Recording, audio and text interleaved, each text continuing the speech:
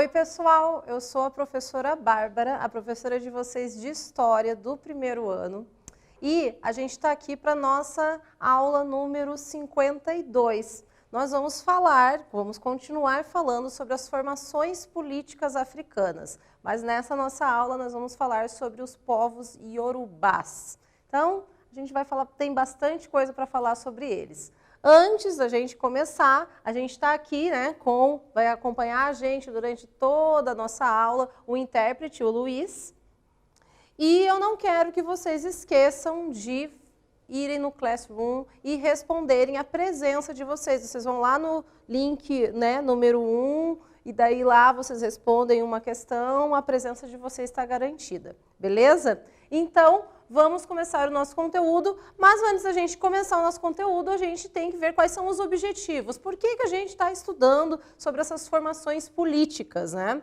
Então, o nosso primeiro objetivo é apresentar quais são as sociedades que se desenvolveram, principalmente na chamada África subsaariana. A África subsaariana, na verdade, assim, existem contextos geográficos de divisão da África. A África setentrional, ela está localizada ao norte, e a África subsaariana, ela está abaixo do Saara, subsaariana, né? Nós vamos também analisar as diferenças entre os povos do continente africano, porque existe uma diversidade étnica, cultural, religiosa enorme dentro do continente africano. E é sobre isso que a gente está falando nessas nossas aulas, né? Também, um outro grande objetivo da nossa aula é relacionar as raízes africanas com a nossa cultura brasileira. Nós temos laços, né, muito íntimos, ligados à cultura africana. Então, é um pouco sobre tudo isso que nós vamos falar nessa nossa aula. Mas, para a gente chegar no conteúdo sobre os povos iorubás, que vai ser essa aula, a gente tem que retomar, relembrar o que já foi estudado. Lá no segundo trimestre, vocês estudaram a Europa, né, a Idade Média na Europa, que é o período, a Era Medieval, ela vai ter aí quase 1000 anos, ela vai do século V ao século XV. Então, nós vimos o que ocorreu, como as pessoas viviam, né, o sistema político, econômico daquele período, na Europa. Nas aulas seguintes, nós fomos estudar um pouco sobre a civilização árabe muçulmana. O que ali na região do Oriente Médio, da Península Arábica, como é que se organizavam esses povos chamados árabes, como que eles começam a difundir a religião islâmica. Passando isso, nós começamos a estudar o que estava ocorrendo nesse período ali entre os séculos V, VI, o século X, o século XV, o que estava acontecendo ao longo desses séculos no continente africano. E é nessa que nós tivemos as aulas, né? Começamos a ver como é que esses impérios, esses reinos, essas comunidades, esses povos se organizam no continente africano, principalmente na região subsaariana. E, então, nós chegamos ao nosso grande objetivo, né, de estudo dessas nossas aulas que a gente está tendo, que é conhecer um pouco mais sobre a história da África, principalmente antes da chegada dos europeus, antes do processo de escravidão, antes da gente chegar, né, futuramente vocês vão estudar um processo de neocolonização no continente africano. Como é que as pessoas viviam antes disso, né? Como que os africanos viviam lá. E nós vimos na nossa aula passada que, dentre esses reinos que se organizaram lá, tinha um povo que se destacou, né? Era um povo banto. O povo banto, ele tinha origens étnicas bem diversas, mas eles eram ligados a um tronco linguístico, né, comum. Então, eles falavam as línguas bantas, né, que também tinham diferenças entre eles. Bom, o que nós vimos sobre os bantos? Nós vimos que os bantos, eles vão fazer a maior expansão africana, subsaariana, que já se viu, vão expandir para várias regiões, isso a partir de 1500 a.C. E ao longo de mais de 2000 anos, nessas expansões, eles vão acabar conquistando vários territórios. Destacavam-se principalmente pela agricultura e pela metalurgia. Eles faziam vários materiais em ferro, armas de guerra, inclusive, que os ajudaram a conquistar territórios. E nós vamos ver, né, que dentre os bantus, eles vão se organizar também num reino muito importante, que é o Reino do Congo. O Reino do Congo vai ser, aliás, uma das coisas que nos aproxima muito à África. Por quê? Porque os portugueses, eles vão ter um contato com o Congo, né, com o Reino do Congo, e muitos dos escravizados africanos que vêm dos milhares de africanos que nós vamos ter, né, nossa descendência aqui no Brasil vindo, então, ali do continente africano, eles vão ser de origem dessa região do Congo. Então, os bantus estão presentes na Constituição, influenciam diretamente nas manifestações culturais nossas brasileiras. Mas existe um outro povo muito importante do continente africano que também veio para cá, para o Brasil, que também influenciou diretamente a gente. E esse povo são os iorubás. Então, o que nessa aula de hoje a gente vai fazer? Nós vamos estudar os iorubás. Quem são os iorubás? Eles são também um povo subsaariano, que vive então abaixo da região do Saara. E esse povo iorubá, eles estão unidos por laços linguísticos, assim como os bantus. Então, eles vêm de um tronco linguístico, falam uma língua próxima, e eles também têm laços culturais muito próximos, né? E é nisso que a gente chega, né, que são os bantus e os iorubás, os povos africanos que contribuíram na construção da nossa cultura brasileira. Bom, antes, né, já que a gente já falou, a gente já teve algumas aulas sobre esses povos africanos, a gente já falou um pouco sobre os iorubás, vocês vão ler com atenção esse nosso quiz e a gente já retorna.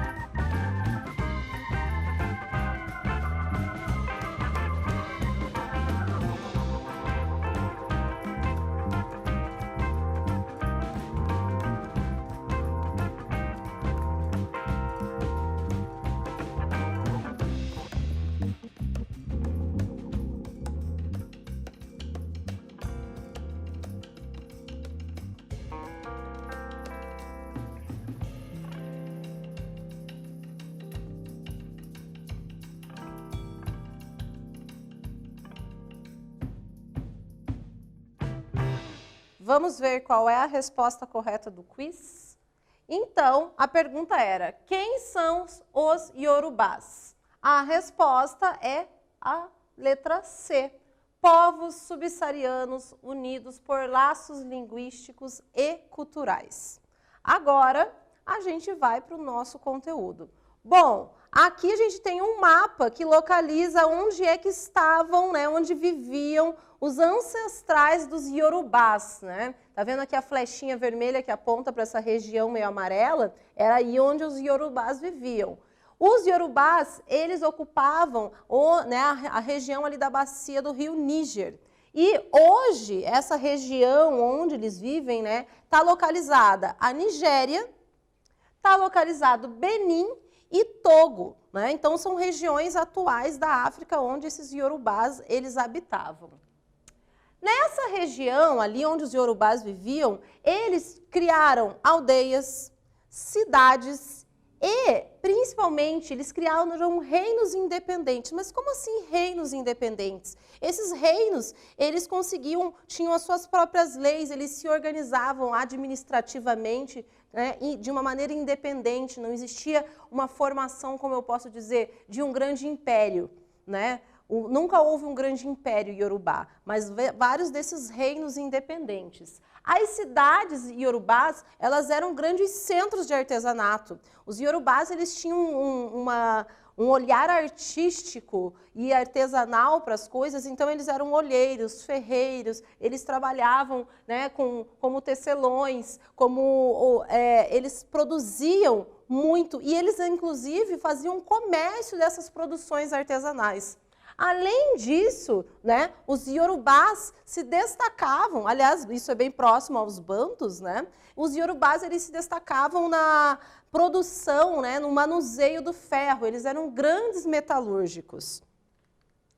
Uma das coisas interessantes dos iorubás é que a economia deles, através da economia, eles faziam rotas comerciais e essas rotas comerciais, elas saíam tanto do litoral, né, da região ali próxima onde eles viviam, da bacia do Níger, e eles iam para o interior do continente africano. Quais eram os materiais, né, os produtos que eles mais comercializavam? A pele de leopardo, a pimenta, o metal, o marfim extraído, né, dos elefantes e a noz de cola.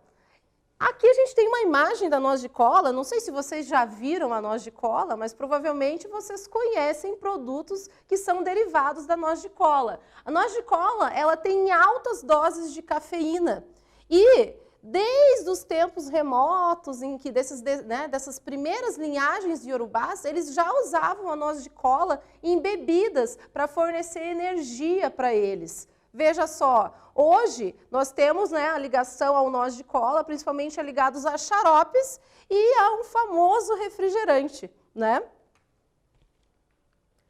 Como é que se organizava a política dos iorubás? Veja só, então eu disse que os iorubás, eles tinham essas cidades, que eram esses grandes centros independentes, né, esses reinos independentes. Uma das coisas importantes é que eles tinham a figura do chefe. Era o indivíduo que dominava a todos. O chefe dos iorubás era chamado de Obá, né? Então esse era o nome dado a esses chefes iorubás. E até o século VI, o grande centro da civilização iorubá, o grande centro religioso da civilização iorubá era o Ilé-Ifé. A gente já vai falar um pouco mais sobre o Ilé-Ifé e vocês vão ver por que ele era tão importante para os iorubás. O Ilé-Ifé, ele tinha o mais importante de todos os obás, que era chamado de Oni. O Oni era ele como se ele quem transmitia e ele quem possibilitava um obá se tornar chefe. Então, independente de onde viesse um obá, ele tinha que ir até Ilé-Ifé e pedir a autorização para poder se tornar um obá, né? Então, o Oni era o mais poderoso de todos os obás. Uma coisa importante para a gente pensar sobre essa sociedade iorubá é que os obás, eles não eram só chefes políticos, eles não só administravam ali, né, a região em que eles viviam. Os obás, eles também eram chefes religiosos. Mas por quê? Qual é a ligação, né? Por que esse povo unia religião e política ao mesmo tempo? Olha só, porque os iorubás, eles, nas suas crenças, nas suas concepções, né, religiosas, eles acreditavam, né, eles tinham ali acreditavam que tinha uma origem divina comum. O Deus supremo dos iorubás era chamado de Olorum. E para os iorubás, né, o Olorum, ele, então, determinava todas as crenças ali ao redor. Veja só, para os iorubás, o Obá, ele era um descendente direto, né, de Oduduá, que era o filho de Olorum. Então, isso quer dizer que para os iorubás, O Obá, que era o chefe deles, ele não era só um líder político, como também ele era um líder religioso, porque ele tinha uma origem divina, né? Segundo a mitologia iorubá, o Ilé-Ifé, que era lá o grande centro religioso mais importante que o povo iorubá tinha, ele foi escolhido por Olorum, o grande deus, né, dos iorubás, como o centro da humanidade. Os iorubás diziam que Ilé-Ifé era o umbigo do mundo. Era de lá que teria surgido toda a humanidade. Isso é bem interessante para a gente pensar, porque todos os estudos arqueológicos que existem, eles chegam à África como o berço da humanidade, né? Então, nós temos aí uma crença religiosa, mas a gente também tem uma ligação a um posicionamento, né, uma hipótese científica bem concreta, que é o surgimento da humanidade no continente africano. E para os iorubás, o Ilé-Ifé era considerado a cidade sagrada deles, né?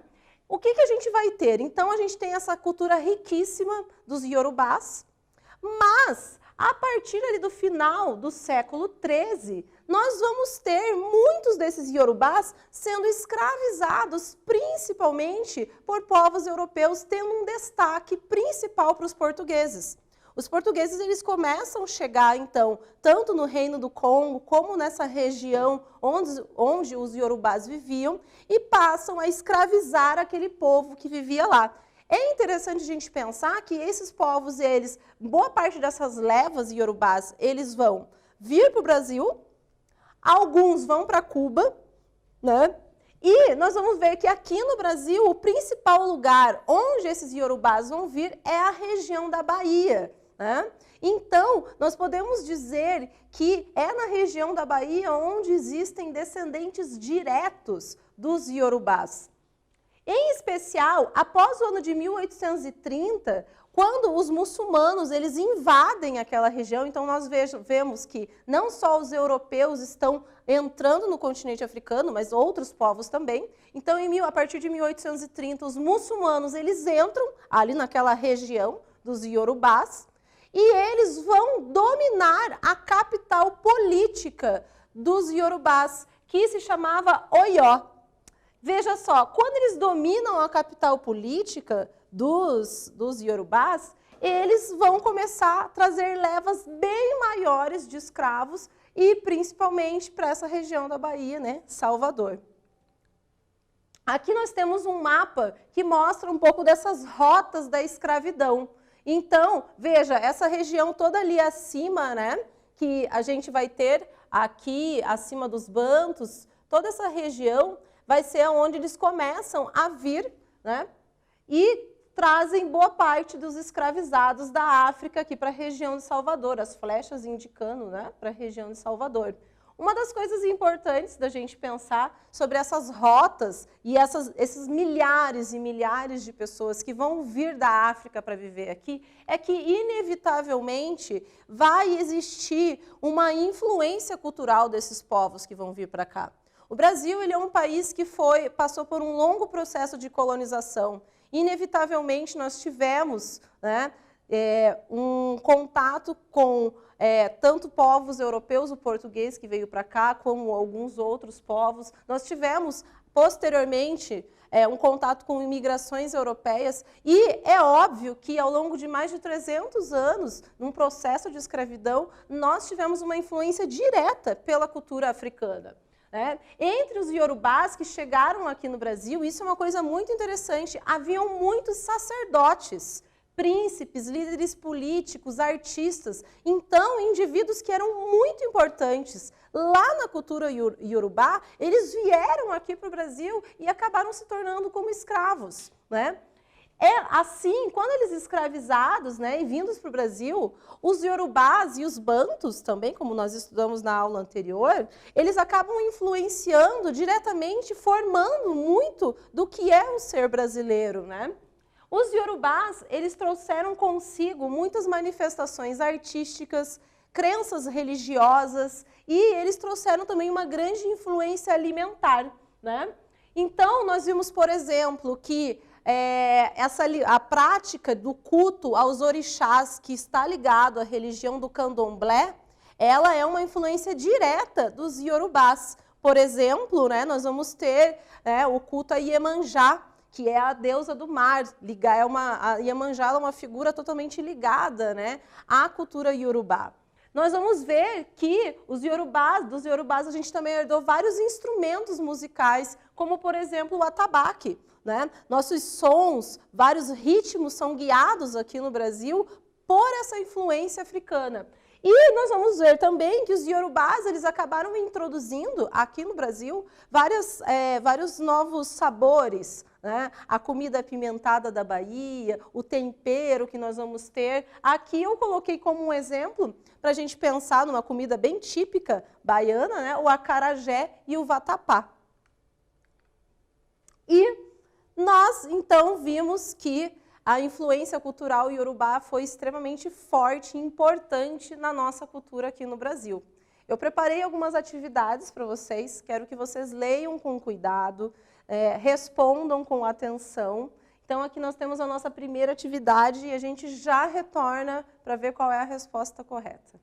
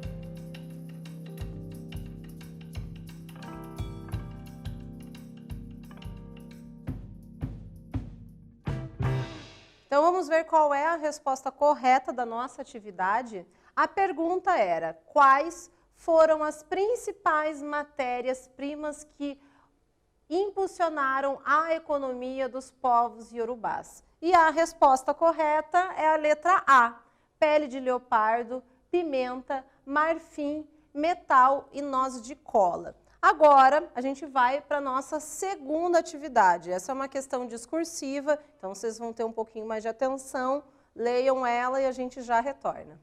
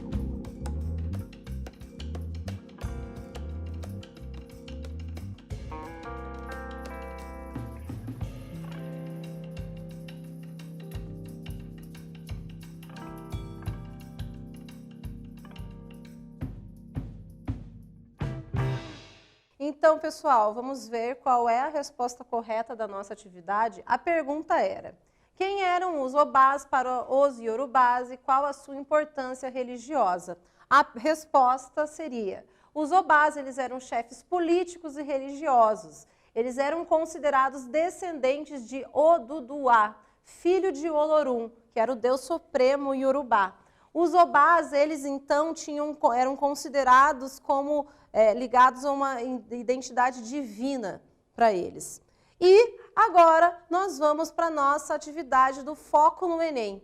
Essa é a atividade que vocês têm que ler com mais cuidado, é um treinamento para vocês quando vocês forem fazer o vestibular. Quero que vocês, então eu vou passar aqui as questões, essa atividade do Enem para vocês. Vocês leiam com atenção, né, até ali as questões, as alternativas, e depois a gente vai retornar novamente aqui.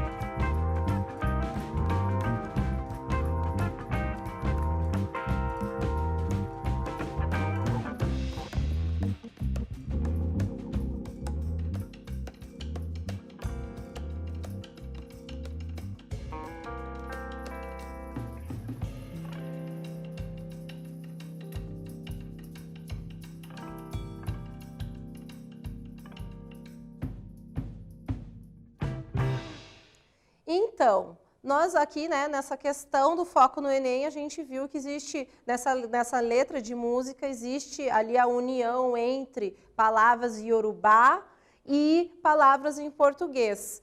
Qual é a resposta? Qual é a alternativa correta? A alternativa correta é a letra B, né? B, ressalta uma mostra da marca da cultura africana, que se mantém viva na produção musical brasileira.